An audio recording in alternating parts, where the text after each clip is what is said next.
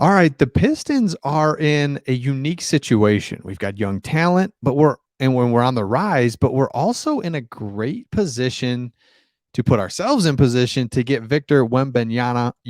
And if you're not familiar with him, check him out. He's outstanding, and it's like weird to see what you're looking at. You can't, your brain's not processing it because we've never seen anyone like him on a court. So LeBron James is calling him an alien. Um, Another scout said is like watching Jesus walk on water, right? Like, so people are just freaking out over this guy. He's 7'3", 7'4", 7'3" without shoes, just somewhere in that like 7'3", 7'4" range. But he can dribble, he can shoot, he can do almost everything. So I think of Chet. Chet was long and thin, but he looked like he's a big man. He's like a big man. He's not doing as many things as Victor. And even Victor looks like he's a guy that's just gonna hold up better. Could be wrong, but it's like that's kind of the difference between him and Chet and some of these taller guys that have come out. He looks like he can hold up. He can do everything on the court. He's stepping back threes. He's jabbing. He gets one step past you and it's over because his strides are so huge. I mean, all these things. So in this video, I'm going to tell you why the Pistons are in a great position. If you look at what the Pistons are doing, Troy Weaver, outstanding job in just shedding all of our bad contracts and bad vets 3 years ago. We start from scratch. He does it the right way. We get the first round pick and get Cade. We're building young guys around it. This year we get Jaden Ivey. We get Duran as well. We make some trades. But we're still flexible.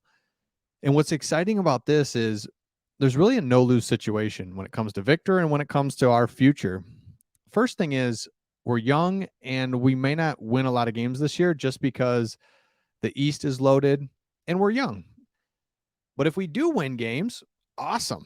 I think we're dying to win in Detroit. Pistons, come on, Lions. I mean, we just have not won. Tigers, Red Wing, we haven't won. So we would take a winner. If that means that costs us Victor, I think we're fine with that.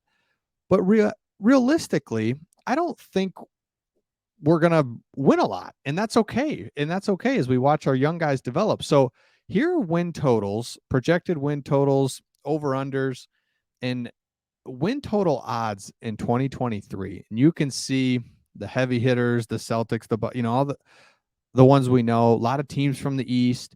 And then you get down here to the Pistons, and the Pistons are at 29.5, which I think is generous. I put us more at 25. And so if we do that, that puts us in the bottom 5 of the league. And so now what can happen is if we get to the end of the year where there's about 10, 15 games left, clearly we're not going to make the playoffs. Clearly things are going, then you can truly go into a tank situation, but you don't have to start the season in tank. You can try to win. We're going to try to win. We're going to try to develop. We're going to do all these things, but then you still are going to be able to be in position to get to the lottery. And yeah, we may not be the 1-2, top 2 teams with the best lottery odds or top 3 or whatever, but we could still be in that window where we could get a chance to be that number 1 pick, get Victor. And now you're looking at a starting lineup. I don't even know what's starting. I actually don't even know because is it Cade, Ivy, Sadiq, Victor, and then like Duran?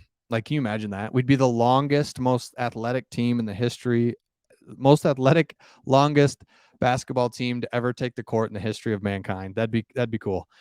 So my point is, we are in a no-lose situation. We either win, and that means our young guys are really producing. We're really doing well.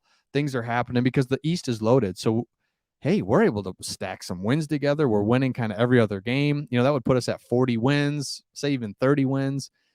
That just shows me that we can hang. We're only going to get better.